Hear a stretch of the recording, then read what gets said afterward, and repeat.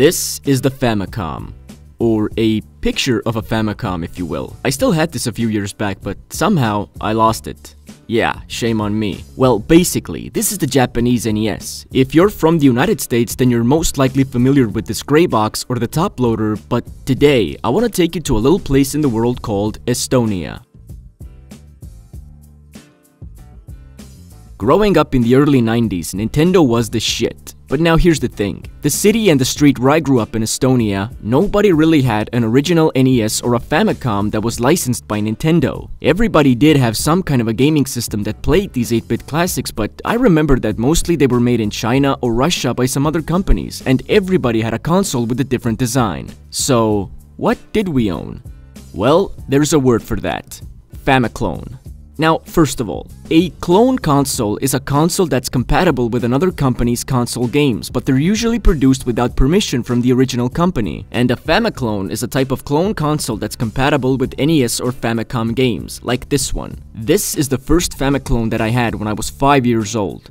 Well, not the one on the picture, but I still remember the design. Another classic example is the Dendy, made by a Russian game company called Steepler that was founded in 1992 and went bankrupt in about 4 years. Anyway, these Famiclones were sold all over the place. Electronic stores, markets, you name it. Unfortunately, I can't show any of them myself. I did have a lot of different Famiclones in my early childhood, but either they broke down and were thrown away or got lost just like the Famicom I had. However, I was able to preserve some of my old games, and recently I got 2 consoles that play these games, and goddamn they suck. So let's take a look at those systems.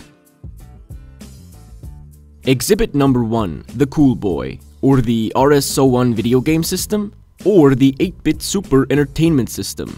Yeah, did you get all that? Well, whatever this piece of shit is called, I gotta say, the Cool Boy doesn't look so hot. Look at it. It's just a bland white plastic box. It's a top loader and wow, it has a dust tray. Now I'm really impressed. It also has ports for 2 controllers, which is good because as soon as you try out this abomination, you're gonna wanna find something else immediately because this controller sucks. Yeah, it's an obvious cheap PlayStation knockoff, but that's not the problem. The problem begins with the buttons. It's hard to explain, but the buttons are made of this rubber material and that makes them stiff to press. So playing a fast game like Ninja Gaiden, for example, is a no-go with this piece of crap. It's also funny how they labeled the D-pad with these little arrows and start, select, but they didn't do shit for the main buttons. Which one is A and which one is B? Like, what the fuck? Also, the wire is too damn short. I can't even get 1 meter away from the TV to play this bitch. And I can't bring the console forward as well because the same problem occurs with the TV cables and the adapter. They're all too fucking short. Now that really pisses me off. This whole console just stinks from misery and failure. First time I laid my eyes upon this pathetic plastic box, I didn't even expect it to work, honestly. But it does work, only not so good. There's been a lot of situations where I put the game in, hit the power switch, black screen. I take the game out, blow in the cartridge, blow in the console, put the game back, and black screen. Occasionally, I do this for like 10 times and by pure luck I get it to work. It's like, holy shit, I actually get to play something with this? It kinda leaves me the impression that this thing works whenever it fucking feels like it. What a piece of garbage. The console also came with a cartridge that has 400 games in one, which is nice, but what's with the Resident Evil 5 picture? Whatever. So, any good games on this? Well, I checked every single game, and I can easily say that at least 80% of these games suck. Like Mystery. I have only one thing to say, it's a mystery that this game even exists. Then there's Spider-Man. Like, what am I supposed to say to this? It's just plain shit. Spider-Man 2? Even worse. This is the most terrible Spider-Man game I've ever played. Give me a Return of the Sinister Six any day before this shit. Ghostbusters? No. Just no. Transformers. Good God. Boonie Bear 2.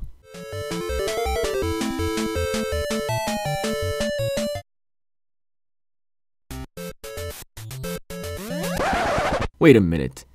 It's Adventure Island. Like, what the hell? What a ripoff.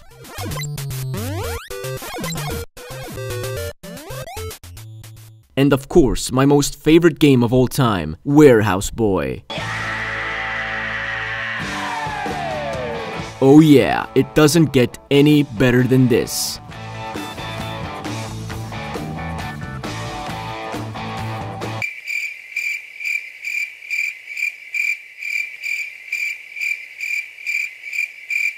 What's with all the shitty games? Where's Super Mario 3, Ninja Turtles 3, Mega Man? Why so many bad games? Is this supposed to be some kind of a joke? Well, anyway, I'm not gonna start reviewing these games thoroughly. I just wanted to give you a quick rundown of the console and the games that came with it. In the end, it sucks pretty bad. The design is cheap, the controller buttons are stiff, all the cables or wires are way too short, most of these games are pitiful, unfinished rip-offs, and for me this piece of shit doesn't even work at times. All I can say is that the cool boy is not cool.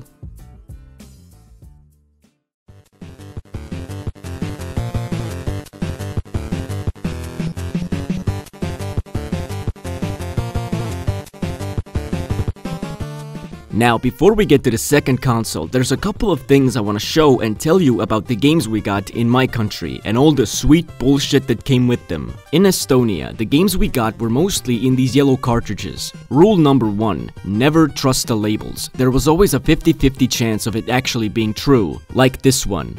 Power Rangers 2?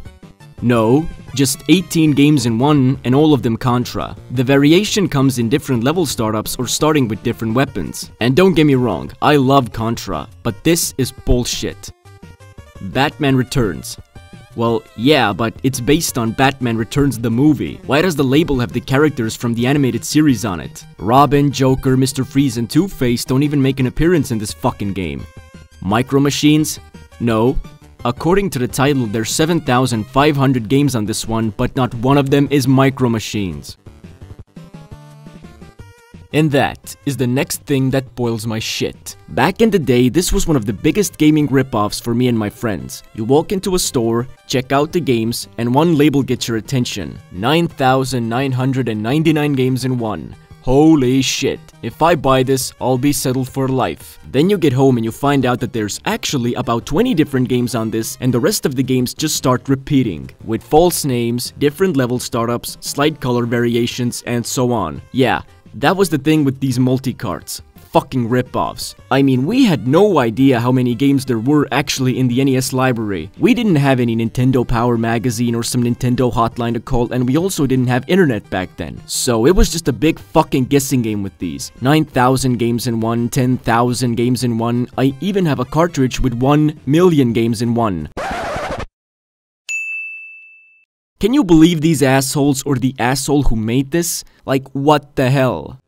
Now, to be fair, I do have legit multi-carts. This is one of the best multi-carts that I have, and it's 100% true, but the ones that claim to have more than 1,000 games were never to be trusted. I guess on the bright side, these multi-carts made it easier for us to continue some of our games if we had to shut them down at some point. But you know, I still can't shake the feeling of getting ripped off. So anyway, there's one last thing for me to show you, and that was the language problem. Here's an example. You start the game. Okay, kick off. And fuck. What language is this? Like, what's the point in having only some of the words in English if the rest of the game is in a totally different language anyway? Now, this was a constant issue, especially in games where you had to make choices. Sometimes it took us minutes just to start the game because we had no idea what the fuck we were choosing in the menus. We were hopping back and forth like a bunch of dumbasses. So, to make it a little bit easier, we started writing down the symbols and testing them until we had memorized them. Of course, we had no idea what the words actually meant, but at least we were able to play these games with a different language properly. I guess that's what happens when most of your merchandise comes from Japan or China. In the end, I'm positive that there were other countries that had some of these problems, but hey, I'm not here to tell you about other people's experiences, I'm here to tell you about mine. And with that said, let's get to the second console.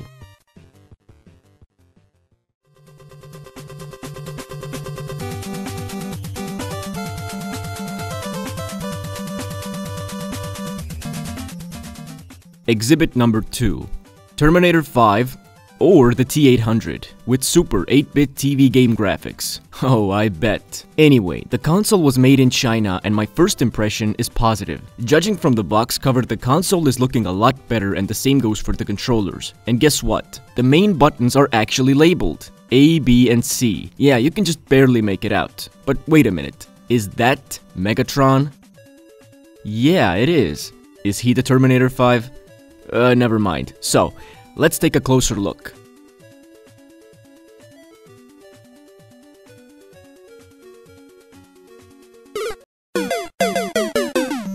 You have got to be shitting me. You know, that's a pretty good start when you can't even trust the fucking box cover. It's another PlayStation knockoff. And get this, D-pad, labeled, start and select, labeled, L and R, but once again the main buttons are not labeled. Which one is A and which one is fucking B? And again, all the wires are too damn short. Why? If I want to play this close to a screen, I'll just play on my PC. There's no good reason to make a console with short cables and controller wires. Fuck this. But I gotta say, when it comes to the buttons on the controller, then this one is a lot better. The buttons are made of plastic and they're so much more comfortable to press. And the controllers are compatible with both systems. Visually, the console is looking a lot better than the Cool Boy. It's got the same attributes, top loader, dust tray, and 2 controller ports. But can you believe that this thing is lighter than this? Yeah, the Cool Boy is actually heavier. The T-800 is so light that it feels like an empty plastic box. You think the real T-800 would play on this? Fuck you, asshole. When it comes to the functionality, then basically for me it works as well as the Cool Boy, which translates to works like shit. The exact same problem on both consoles. Put the game in, hit the power switch, black screen or glitchy screen, and so on. So the functionality sucks. The console also came with a gun. Now these are the types of guns that we had in my country. The American version would be the Zapper, I guess, but we never had those. Now, does it work? Well, take a wild fucking guess. All the ducks keep flying away and all these white discs keep getting away. Maybe it's because of my TV, the console, the game, or the lighting in my room, but either way, this thing is a piece of shit. And the same goes for these consoles. My god, both of them have so many of the same issues. Just take one and throw the other. In conclusion, I guess the biggest plus for me was that I was able to play my old games again, and these two miserable systems made it possible. And for that, I am grateful, but there's only so much that I can take. This one sucks my ass, and this one sucks my balls. Now, I'm not gonna start reviewing and talking about NES games and consoles in the next reviews and videos and so on. Mostly, I just wanted to do something different for a change and share my experience how it was growing up in the Nintendo gaming world in the 90s in Europe and what different issues we had with the games and consoles. If you had any similar details, then please let me know in the comments. I'd love to read about those stories. So thanks for watching, and I'll see you next time.